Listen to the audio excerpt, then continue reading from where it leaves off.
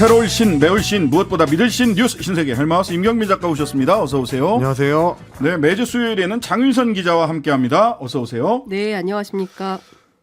자, 연초부터 사실 우리 국민들을 전부 다 심란하게 하는 소식들이 계속 들어오고 맞습니다. 있습니다. 일본 지진 그리고 이재명 대표의 피습까지. 오늘 이틀째 서울대병원에 입원 중인데요. 오늘 소식 좀 정리해 볼까요? 그렇습니다. 오늘 좀 구체적인 브리핑 내용이 나와서 좀 소개를 해드리겠는데요. 일단 어제 서울대병원으로 긴급 이송된 뒤에 혈관 보건 수술을 2시간 정도 받았고요. 중환자실에 입원해 있다가 조금 전에 민주당 쪽에서 나온 내용을 보니까 일반 병실로 옮긴다는 얘기는 들어와 있는 상태입니다. 상태가 조금씩 호전되고 있는 것 같긴 합니다. 오늘 브리핑 같은 경우는 민주당의 영입인재 5호로 들어온 강청희 전 의사협회 부회장, 흉부외과 전문인데 부회장이 서울대병원 쪽에서 그 의료 소견서를 보고 여기에 맞춰서 수술 경과와 뭐 이제 치료와 관련된 브리핑을 오늘 했습니다. 일각에서는 이제 목 부위에 1cm 열상이라고 이제 긁힌 자국이다라고 이제 보도를 했는데 명백한 가짜 뉴스라고 선을 그었고요. 뇌경정맥 둘레의 60%가량이 손상된 심각한 부상이었다. 이렇게 밝혔고요. 열상이라는 거는 이제 피부에 상처 난 거를 이야기하는 건데 이 대표 같은 경우는 칼이 뚫고 들어와서 뇌경정맥에 9mm 이상의 깊은 상처, 즉 자상을 입힌 게 확인이 됐다라고 설명을 했고요. 이 대표가 이제 초기에는 매우 위중한 상태였었는데 천운이 목숨을 살렸다고 해도 과언이 아니다. 뭐 이런 설명을 덧붙이면서 의료진은 일반 병실로 옮기더라도 당분간 접견을 좀 자제하고 치료 회복에 전념할 것을 권고했다. 이게 오늘 의료 관련 브리핑 내용이었습니다. 경찰 수사 관련 브리핑도 있었는데 일단 피의자가 사용한 흉기와 관련해가지고 17cm가량 길이의 등산용 칼 이걸 이제 개조를 해서 범행에 사용을 했다라고 확인해 줬습니다. 자루를 이제 뽑은 다음에 손잡이를 테이프로 감아서 자기가 이제 들고 범행하기 쉽도록 좀 바꿨다. 이런 정도의 설명이 붙었고요. 계획 범행 가능성도 계속 제기가 되고 있습니다. 지난달 13일에 민주당 부산시당에서 현장 최고위원회의가 열렸는데 여기 이제 이재명 대표가 주관을 했고요. 그때 전세 사기 피해자 간담회가 열렸는데 여기에 김 씨가 목격된 유튜브 영상들이 지금 돌고 있습니다. 경찰은 김 씨의 동선을 지금 계속 조사 중이고요. 이 대표를 따라다닌 정황이 있는지 관련 수사를 하고 있습니다. 김 씨가 또 공범이 없는 단독 범행이라고 주장하고 있긴 하지만 일단 경찰은 관련 의혹을 추가 확인하기 위해서 거주지 등을 압수수색을 했고요. 휴대전화 디지털 포렌식도 진행을 한 상황입니다. 당적 이력을 두고 오늘 하루 종일 좀 논란이 있었습니다. 문화일보가 보도한 내용을 보니까 일단 박근혜 전 대통령 재임 당시에 국민의힘의 전신이었던 한나라당 그리고 새누리당 등의 보수 정당을 가입하고 탈퇴하는 그리고 또 재가입하는 이런 걸 이제 반복했다는 진술이 있었고 이건 이제 경찰의 본인이 진술한 내용이라고 합니다. 그리고 민주당원으로 가입한 거는 이제 지난해 이 대표가 마음에 안 든다는 이유로 일정을 파악하기 위해서 입당을 했다. 이것도 이제 경찰에서 이제 진술했다는 게 문화일보의 취재 내용이고요. 수개월 동안 지지자로 행세를 하면서 이 대표 일정을 따라다닌 만큼 경찰은 이번 범행도 기간을 좀 두고 계획을 했을 가능성에 무게를 두고 있다는 얘기도 나옵니다. 뭐 이런저런 내용들이 좀 확인이 돼야 돼서 경찰이 지금 당적 확인을 위해서 여야 중앙당에 대한 압수수색 영장을 받아서 집행을 했고요. 여야 중앙당 관계자들의 협조를 받아서 당원 명부를 비교해가지고 당적 여부를 확인한다고 합니다. 네. 민주당은 오늘 오전에 비상의원총회를 열었어요. 그렇습니다. 민주주의를 위협하는 모든 폭력에 반대한다라는 내용의 이제 성명 결의를 했고요. 이 대표의 상태를 좀 보면서 호전이 되고 나면 일반 병실에서 뭐 당 인사들하고 소통이 될 수 있지 않을까 이런 입장을 밝혔는데 그렇다는 얘기는 이제 뭐 비상대책위원회나 뭐 이런 쪽으로 이제 이전할 가능성은 없다는 걸로 지금 읽히는 대목입니다. 윤석열 대통령도 원래 같으면 이제 오늘 오전에 신년 인사회에 여야 대표들이 참석하기로 했었는데 참석을 이 대표가 이제 못하게 되면서 이런 얘기를 했습니다. 이 자리에 참석하기로 했던 민주당 이재명 대표께서 어제 테러를 당해서 지금 치료 중이다. 이번 사건을 이제 테러로 이렇게 규정을 했고 범죄 행위를 넘어서 자유민주주의의 적이다. 그러면서 이 대표의 빠른 쾌유를 대통령이 직접 기원을 그러니까 했습니다. 지금 피의자 김 씨가 피의자는 아직 기소되지 않았기 때문에 피의자라고 하는 거고요. 기소되면 이제 피고가 되는 거죠. 예. 그런데 피의자 김 씨가 언론에 나온 바로 보면 보수 정당의 가입과 탈퇴 재가입을 반복하다가 이 대표가 마음에 안 든다는 이유로 일정 파악을 위해 입당했다. 입당의 목적이 분명하네요. 민주당. 그렇죠. 예. 근데 저는 이것도 조금 더 수사가 필요한 대목인 것 같은데 네. 그러면은 그러니까 이 대표가 마음에 안 들 수는 있는데 마음에 안 들 수 있잖아요. 비판할 네. 수도 있고 그런 사람들 많은데 그러면 입당 동기가 처음부터 이 대표 왜 위해를 가하기 위해서 위한 거였냐라는 것도 좀 확인이 필요한 거죠. 그러니까 네. 어느 단계에 이르른 것인지 지금까지 나온 이 한 줄짜리 메시지로는 좀 확인하기가 어려운 것 같고요.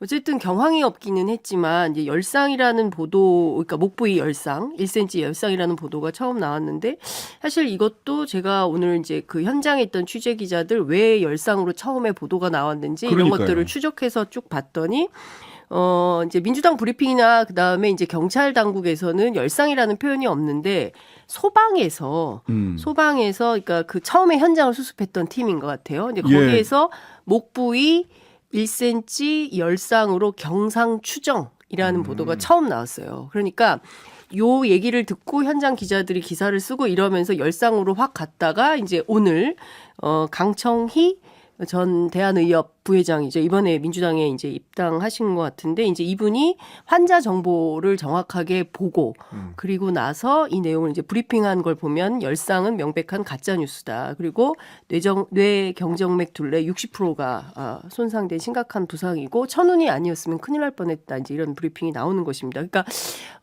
경황이 없기도 하고 그랬지만 이 사실이 좀 잘 확인되지 않은 가운데서 이러저러한 보도가 막 퍼지면서 구체적인 오보 이런 것들이 많이 나왔던 것이 아닌가 싶습니다. 그런데 그 보도를 하는 물론 뭐 경황이 없고 속보를 써야 되니까 그럴 수 있겠지만 그 동영상을 네.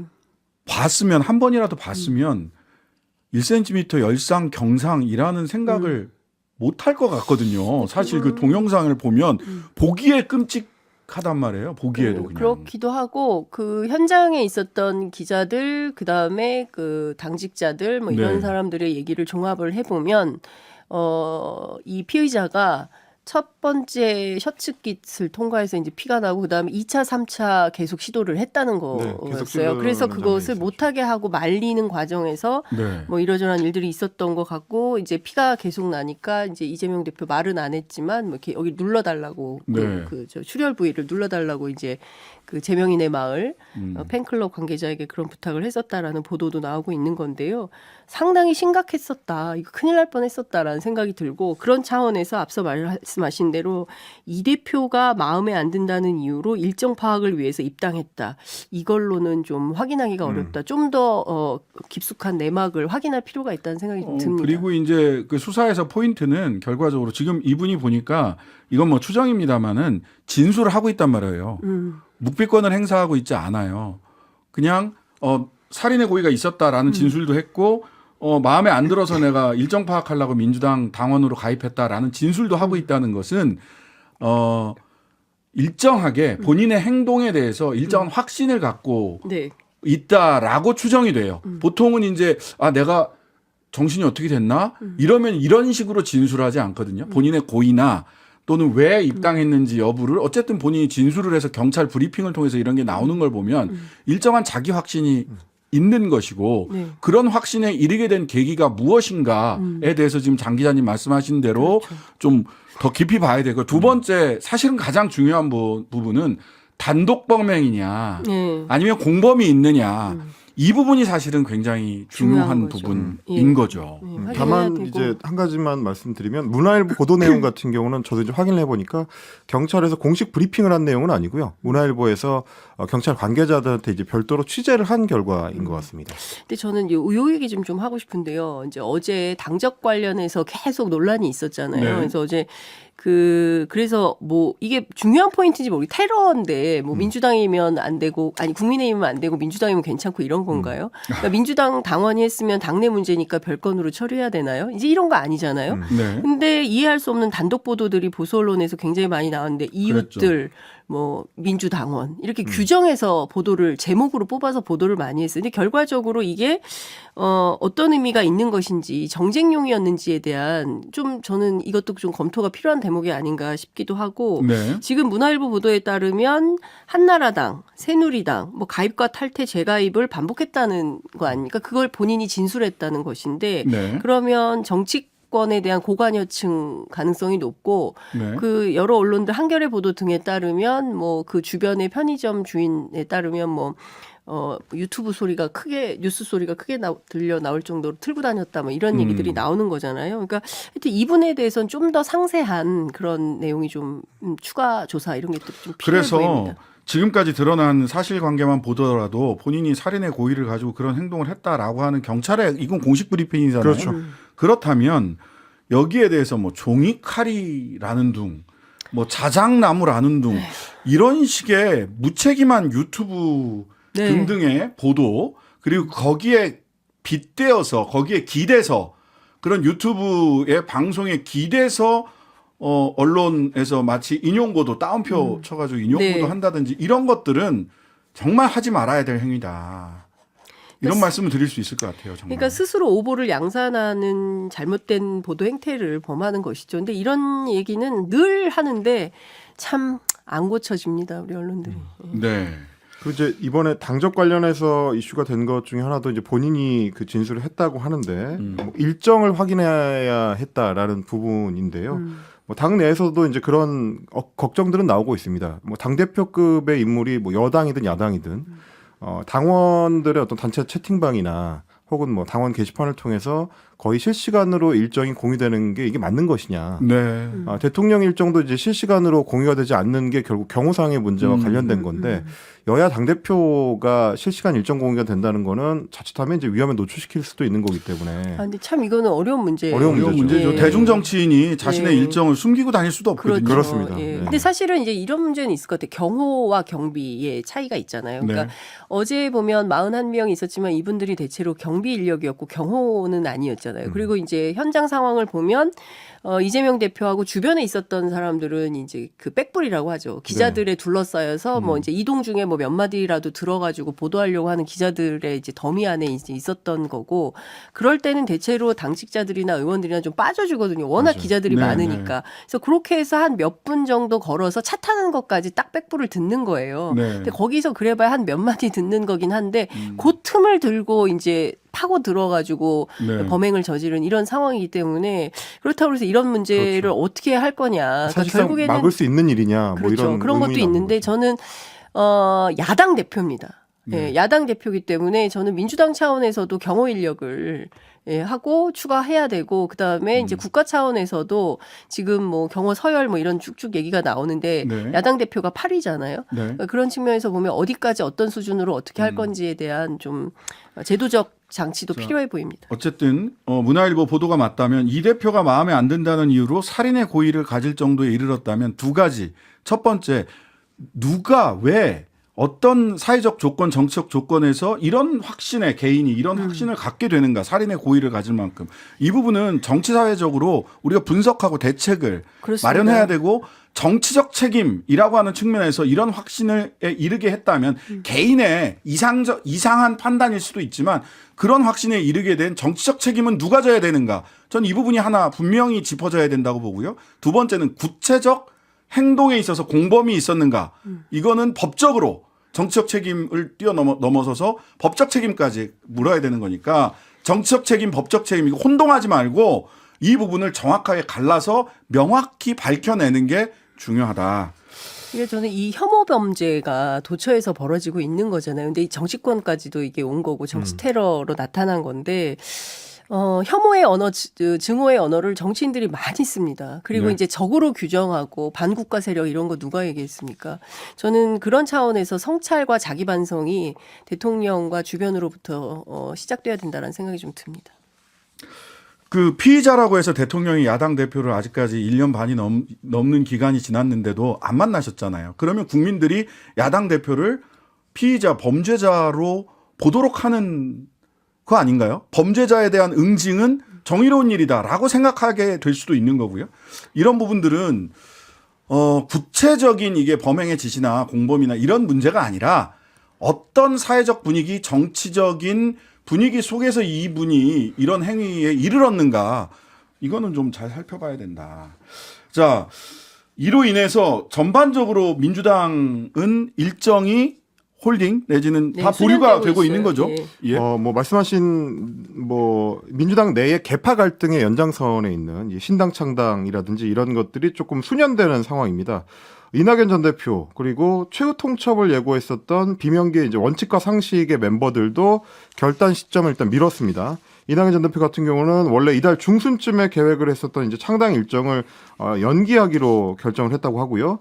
워낙에 이제 당 안팎으로 이제 상황이 뒤숭숭하기 때문에 신당 창당을 강행할 경우에는 오히려 이제 지지층 내에서 역풍이 불 수 있다. 뭐 이런 판단이 있었던 것 같고, 그리고 일각에서는 원래 같으면 4일쯤에 탈당을 공식 선언하고 이제 중순께에 발기인 대회를 한다.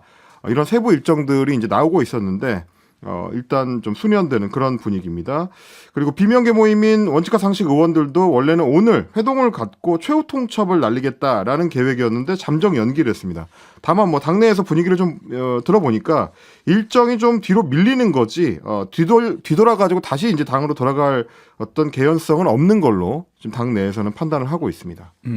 결국 속도의 문제지 방향은 그대로다. 그렇죠. 예, 뭐 이낙연 신당도 마찬가지고요. 원칙과 상식도 그렇고. 근데 지금 어쨌든 당 대표가 테러를 당해서 지금 중환자실에 누워 있는 상황 아니겠습니까? 네. 이 와중에 자신들이 계획했던 속도를 나가면 그에 대한 국민적 비판, 특히 이제 민주당 지지자들에 대한 비토가 엄청나게 심해질 거 아닙니까? 이제 그거에 대한 정치적 부담이 있어서 이제 살짝 뒤로 밀어놓은 것이지 그 길을 바꿀 가능성은 없어 보입니다. 네.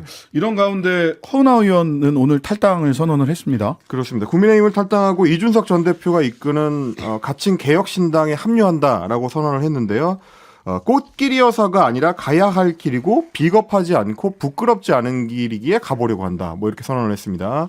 그리고 이제 개혁신당에 합류하면서 공동창당준비위원장을 이제 다른 멤버들과 함께 맡게 됐는데 비례대표였기 때문에 일단 탈당을 하면 의원직을 잃게 되고요. 의원직은 김승희 전 코치가 지금 승계하는 테니스 걸로. 국가대표 테니스 선수 그렇습니다. 이제 뭐 스포츠계의 미투 운동의 이제 시발점이었다 이렇게 이제 평가를 받는 분인데 의원직을 승계하게 됐습니다.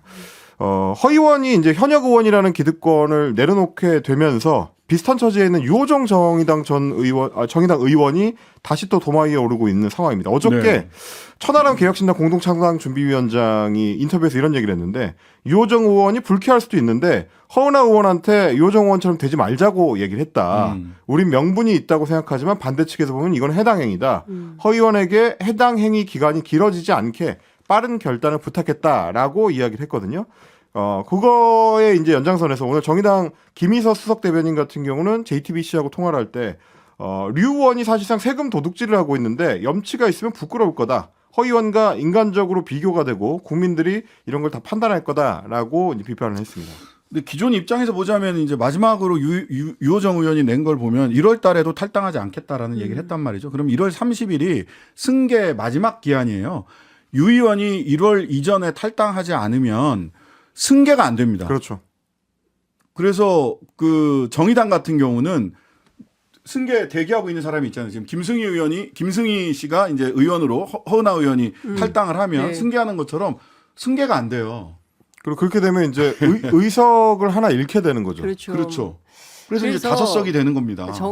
정의당의 비대위원 맡고 있는 누구죠? 김준우 아니, 비대위원장. 비대위원 김종대 비대위원. 김종대 의원 같은 경우에는 이 류호정 의원 사건을 가지고 어떻게 얘기하냐면 586들이 오히려 기성정치 뺨치는 식의 이 행동을 하는 류호정 의원한테 오히려 역으로 당하고 있다. 이제 이런 표현까지 하고 있는데 좀 스스로 아이고 이런 정치 해서 뭐 합니까?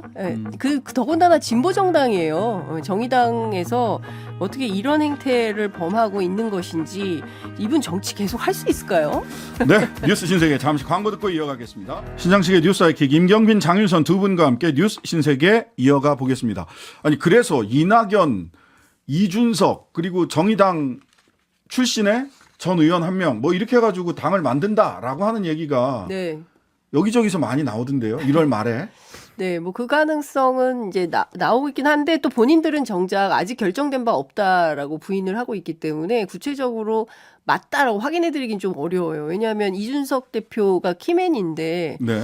뭐 정강정책위원장을 맡고 있지만 이제 그쪽에서 어떤 사람들과 어떻게 합류할지는 일주일에 뭐 2-3명씩 쭉 발표를 하면서 넘어간다고 하거든요. 그러니까 네. 조금 지켜봐야 되는데 이번 주가 워낙 이재명 대표 이슈가 크기 때문에 이번 주는 아마 그냥 넘어갈 것 같고요. 금태섭 신당은 새로운 선택은 어떻게 되는 거예요? 거기 유호정 의원이 결합해 있는 거잖아요. 그러니까 류호정 의원까지 같이 할 거냐에 대해서는 퀘스천 마크예요. 근데 금태섭 의원은 만나고 있다고 얘기를 하고 있는데 류호정 의원에 대해서는 답이 없습니다. 그래서 이 류호정 의원이 어디로 갈지 잘 모르겠네요. 그러니까 전체적으로 보시면 사실은 이낙연 전 대표 측하고 네. 이준석 전 대표 측을 악교 붙이기를 해도 굉장히 네. 좀 어색한 그림인데 거기에 유호정 의원이 붙거나 혹은 뭐 금태섭 의원이 붙거나 뭐 정의당에서 나온 다른 분들이 또 추가로 붙게 되면 약간 그게 일종의 이제 짬뽕처럼 보이는 이 효과가 있을 수가 있거든요. 짬뽕은 맛있습니다. 그러니까 왜냐하면 예전에 이제 이준석 전 대표 같은 경우는 바른미래당의 실패 사례를 현장에서 직접 경험을 했던 사람이고 그 이후에 새로운 보수당의 문제도 이제 같이 이제 경험했던 경우가 있었기 때문에 이 모든 세력과 한꺼번에 정당을 끌고 가는 거를 성공시킬 수 있을 것이냐. 뭐 이제 안팎에서는 그런 의문들이 있는 것 같습니다. 네. 유호정 의원은 어떻게 될지 모르겠네요. 금태섭 전 의원이 움직일 때 함께 움직이게 될까? 뭐 안 움직이고 그냥 새로운 선택으로 남아 있을까? 정의당 국회의원이잖아요. 예. 정의로운 선택을 좀 했으면 좋겠습니다. 알겠습니다. 자, 신원식 국방부 장관 독도가 분쟁 지역이라는 글 작년에 이미 썼다. SNS에. 페이스북에 올린 글을 보면은 사실상 이제 신원식 국방부 장관은 이전부터 이런 생각을 갖고 있었던 걸로 보입니다. 작년 3월 23일에 페이스북에 올린 글 제목이 뭐냐면 국방위원회 유감 이재명 대표에게 드리는 5가지 공개 질문이라고 되어 있고요.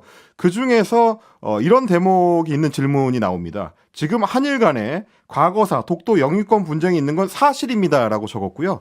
그렇다고 해서 1945년 8월 15일을 기준으로 그 이전 군국주의 일본과 그 이후에 자유민주주의 일본이 같은 국가입니까? 라는 질문을 이재명 대표한테 그 당시에 날렸던 건데 문제는 독도 영유권 분쟁이 우리 정부의 공식 입장으로는 아예 존재하지 않는다는 겁니다. 우리 정부는 영토 분쟁이 진행 중이지 않고 독도는 대한민국의 고유 영토고요.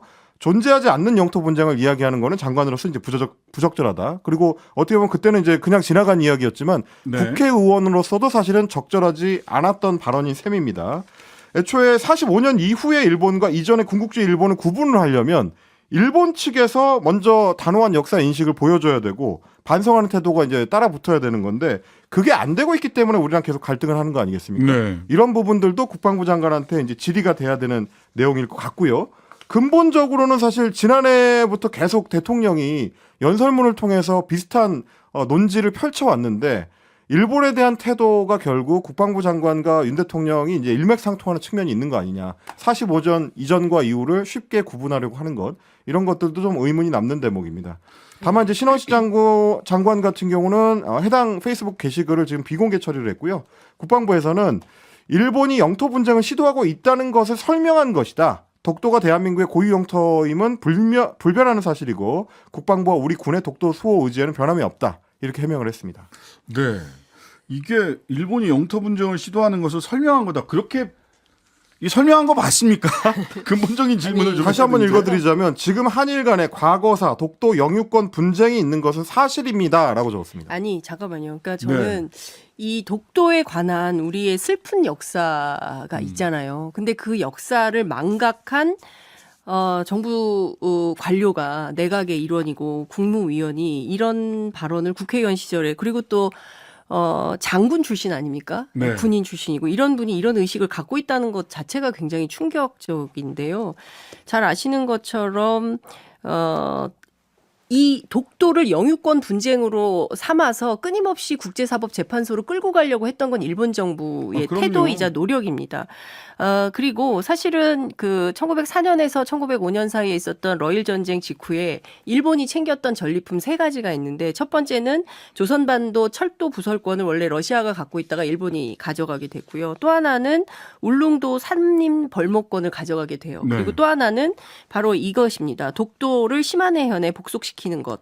이게 1905년 2월에 그 시마네현 고시 제40호 로 독도를 다케시마로 해가지고 여기다가 넣는 건데요. 그리고 나서 잘 아시는 것처럼 1905년 11월 17일 을사늑약 이 체결이 됩니다. 그러면서 우리가 외교권을 박탈하게 되죠. 이 러일 전쟁부터 쭉 있었던 우리의 슬픈 역사들을 보면 과연 이런 분이 국방부 장관을 하고 있어도 되는 것인가라는 생각을 안 할 수가 없고요. 잘 아시는 것처럼 일본이 독도에 대해서 자꾸 호시탐탐 노리는 이유는 바로 이 경제적인 문제도 있지만 그것보다는 군사적 이익이 훨씬 큰 거예요. 제주도, 거문도, 그 울릉도에 망루를 설치하면서 러일 전쟁 당시에 군사적인 아주 이익이 크다라는 것을 느끼고 계속 이런 방식으로 독도 영유권을 주장을 해왔던 겁니다. 네. 근데 이런 역사적 배경이나 이런 것도 모를 리 없을 텐데 왜 일방적으로 일본 정부 편에 서서 이 영유권 분쟁이 있는 것은 사실이다라는 논지의 주장을 하는 것인지 이게 과연 우리 군을 지키는 국방부 장관의 올바른 태도와 역사 인식이냐. 저는 이분이 계속 국방부 장관 해도 됩니까? 말씀하신 그 대목인데요. 사실 네네. 노무현 전 대통령이 2006년에 대국민 특별담화에서 명확하게 밝힌 바가 있습니다. 독도는 그냥 우리 땅이 아니라 40년 통한의 역사가 뚜렷하게 새겨져 있는 역사의 땅이다. 왜 그러느냐? 독도는 일본의 한반도 침탈 과정에서 가장 먼저 병탄됐던 우리 땅이기 때문에 국권 침탈과 국토 침탈의 상징이기 때문에 더더욱 강력하게 수호해야 되는 영토다라는 게 노무현 전 대통령 이래의 우리 정부의 이 강경한 입장인데 국방부 장관으로서 혹은 이전에 군 장성으로서 이런 역사인식을 갖고 있었느냐 의문을 갖지 않을 수 없는 대목인 거죠. 뭐 이런 가운데 비대위원 이미 사퇴한 비대위원이긴 합니다만은 민경호 비대위원의 친일로 해석될 수 있는 발언이 있었고요. 또 박은식 비대위원 호남 대한 포럼 애매한 발언들이 꽤 많죠. 그 사람은 이상한 저희 뭡니까? 전쟁 중에 성지- 강간 네. 뭐 이런 이야기. 아유, 그러니까 저는 진짜 정말 이런 분들 참 네. 지금까지 임경빈 장윤선 두 분과 함께했습니다. 감사합니다. 고맙습니다. 감사합니다. 하루 종일 기다려지는 진짜 시사. 평일 저녁 6시 5분 신장식의 뉴스 하이킥.